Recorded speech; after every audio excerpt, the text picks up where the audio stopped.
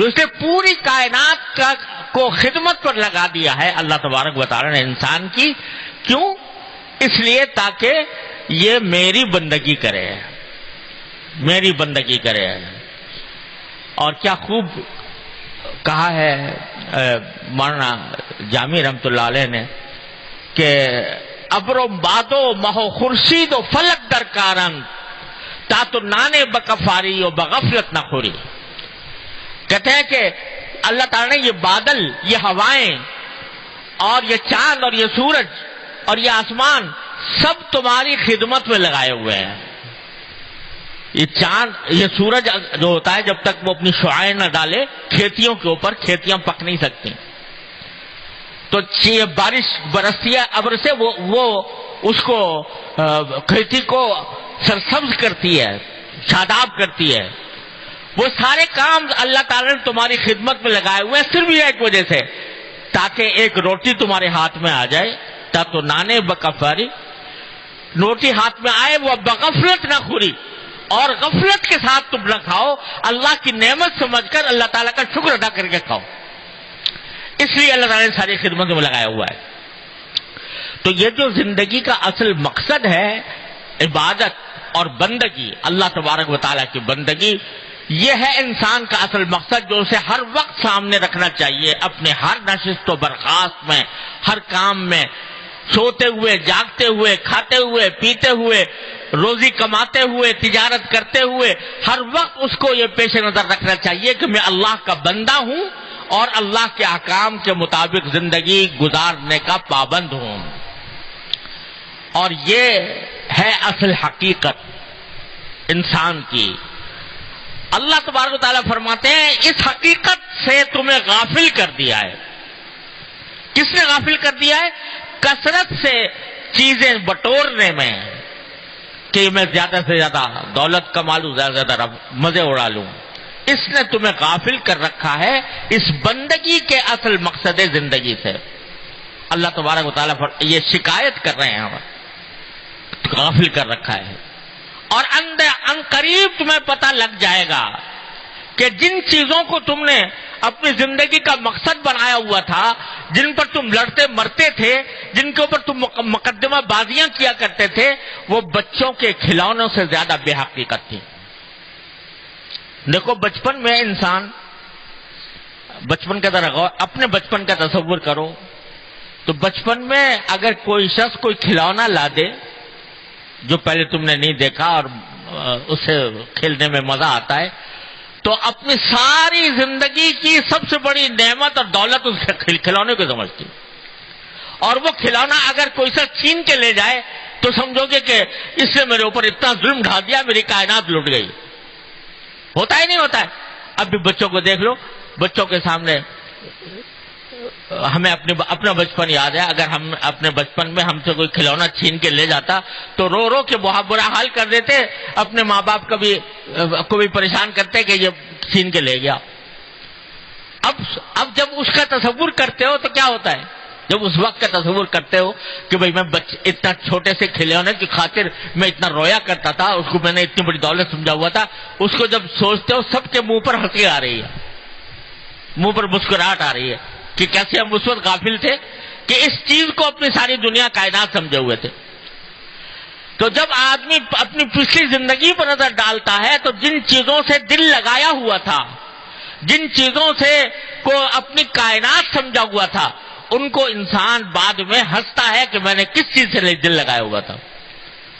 ایک وقت ایسا آنے والا ہے کہ اب جن چیزوں دل لگایا ہوا ہے، یہ زمین، یہ جائیداد، یہ مکان، یہ گاڑیاں، یہ فرنیچر، یہ گھر کا ساز و سامان، اب جن سے دل لگایا ہوا ہے، ایک وقت آئے گا کلا سوف تعلمون، اس وقت تمہیں پتہ لگ جائے گا کہ ان کی کیا حقیقت تھی. یہ کچھ بھی حقیقت نہیں رکھتے تھے.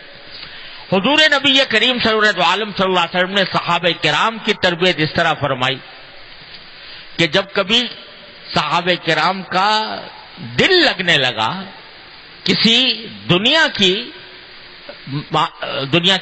کسی اچھی چیز کے اوپر، تو آپ نے منع تو نہیں فرمایا، لیکن منع فرمانے کے ساتھ فوراً اس کی حقیقت بھی بتا دی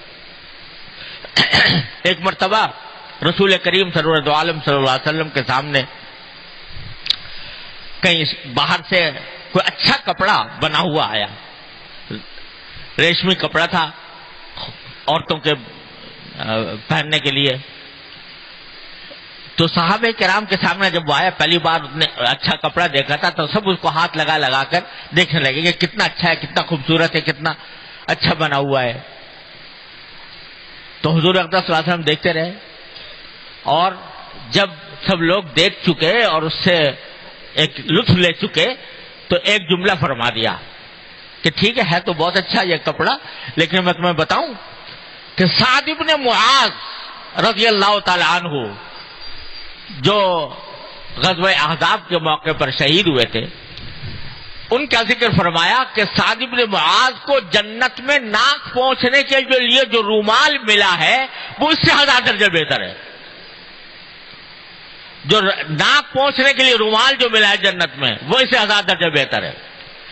تو اس طرح نبی کریم صلی اللہ علیہ وسلم صحابہ کرام کی تربیت فرماتے تھے کہ دنیا کی جن چیزوں سے تم نے دل لگایا ہوا ہے کہیں ایسا نہ ہو کہ اس میں بدمست ہو کر اور اس میں ہو کر تم غفلت کا شکار ہو جاؤ اور آخرت کی نعمتوں کو بھول جاؤ. تو اللہ تعالیٰ یہ شکایت فرما رہے ہیں کہ ہرگز تمہیں ایسا نہیں کرنا چاہیے کہ ان دنیا کی کثرتوں کی طرف متوجہ ہو کر اپنی زندگی کے اصل مقصد سے غافل ہو جاؤ. غافل نہ ہونا، اور یہ غفلت سب سے بڑی بلا ہے کہ انسان اللہ سے اور اللہ کے سامنے پیش ہونے سے، اللہ تبارک و تعالیٰ کے سامنے جواب دہ ہونے سے غافل ہو جائے. یہ غفلت بری بلا ہے، اس غفلت کو دور کرنے کی ضرورت ہے. اللہ تعالیٰ نے یہ نہیں کہا کہ کھانا مت کھاؤ، یہ نہیں کہا کہ روزی نہ کماؤ، یہ نہیں کہا کہ تجارت نہ کرو، یہ نہیں کہا کہ ملازمت نہ کرو، یہ نہیں کہا بیوی بچے نہ رکھو، یہ نہیں کہا کہ اپنے مکان میں نہ رہو. سب کام کرو، لیکن کام کرنے کے ساتھ غفلت کے ساتھ نہ کرو. اس کو اللہ تعالیٰ کی نعمت شمار کر کے، اللہ تعالیٰ کی نعمت سمجھ کر اس پر اللہ تعالیٰ کا شکر ادا کرو. حلال طریقے سے کام کرو، جو کام کرو حلال طریقے سے کرو. روزی کماؤ تو حلال طریقے سے کماؤ، کھانا کھاؤ تو حلال طریقے سے سنت کے مطابق کھاؤ. کاروبار کرو تو حلال طریقے سے کرو اور حرام طریقے سے بچو، اور اللہ تبارک و تعالیٰ کی نعمتوں کا شکر ادا کرو. کیونکہ آگے فرما رہے اللہ تعالیٰ لَتُسْأَلُنَّ يَوْمَئِذٍ عَنِ النَّعِيمِ، اس دن تم سے جو ہم نے تمہیں دنیا میں نعمتیں دی تھی ان کے بارے میں سوال ہوگا کہ وہ تم نے کیا ان کا حق ادا کیا. اور اسی سورت کے تفسیر میں مفسرین نے حدیث روایت کی ہے کہ ایک مرتبہ حضور نبی کریم صلی اللہ علیہ وسلم فاقے سے تھے، گھر میں کھانے کو کچھ نہیں تھا. رسول کریم صلی اللہ علیہ وسلم نے ہماری خاطر کیسی کیسی آزمائشیں جھیلی ہیں، جس کے سامنے یہ پیشکش کی گئی ہو کہ اگر تم چاہو تو احد کا پہاڑ تمہارے لیے سونے کا بنا دیا جائے. تو سرکار دو عالم صلی اللہ علیہ وسلم نے جواب میں عرض کیا کہ یا اللہ، میں اتنا دولت مند بننا نہیں چاہتا، میں تو چاہتا ہوں کہ ایک دن کھاؤں اور ایک دن بھوکا رہوں. تو فاقے کی حالت میں تھے، بھوک کی حالت میں تھے.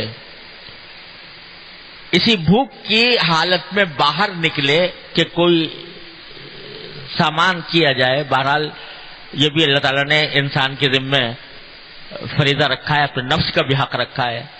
تو اس نفس کا حق ادا کرنے کے لیے باہر نکلے کہ کہیں سے کوئی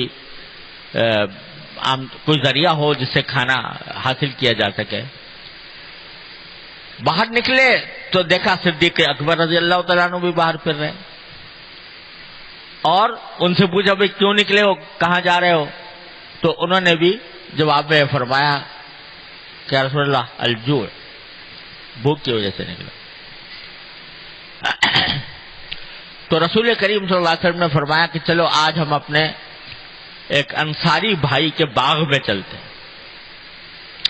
انصار جو تھے مدینہ منورہ کے، وہ ہمیشہ جانثاری کرتے رہے ہیں رسول کریم صلی اللہ علیہ وسلم صحابہ کرام کے لیے.